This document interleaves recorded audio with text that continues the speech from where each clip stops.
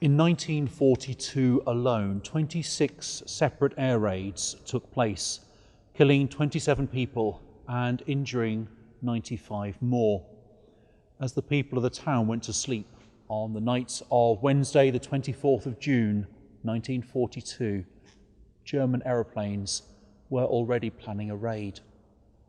Between 1:30 and 2:50 in the early hours of Thursday, the 25th of June, 8 high-explosive bombs and 1,500 incendiary bombs were dropped on the town.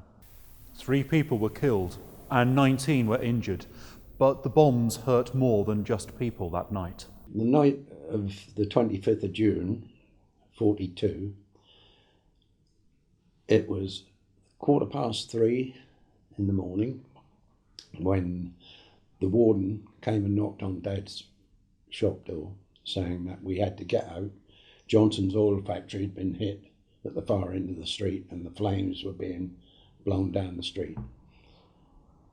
Now that was the best piece of luck we had as a family, because Mum got me up. I got to the top of the row and that was just like daylight, 3 o'clock in the morning. The town was alight. See the flames wrapping around the spire of the church. Marks and Spencer's, loads of places in town were alight, you see.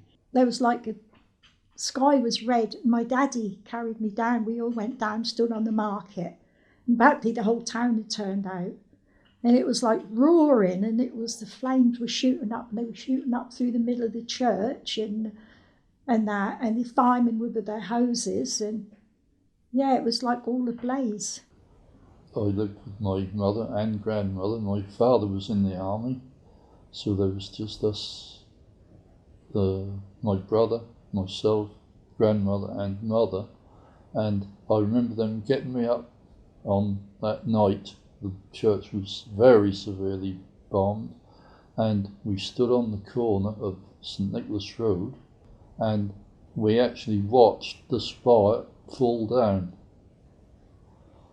And I can remember that as plain as anything. Hundreds of incendiaries were showered on the church, and in 5 minutes, the whole building was alight. Within 15 minutes, the great spire collapsed inwards, and the interior was a raging inferno. The cross and ornaments of the high altar were saved.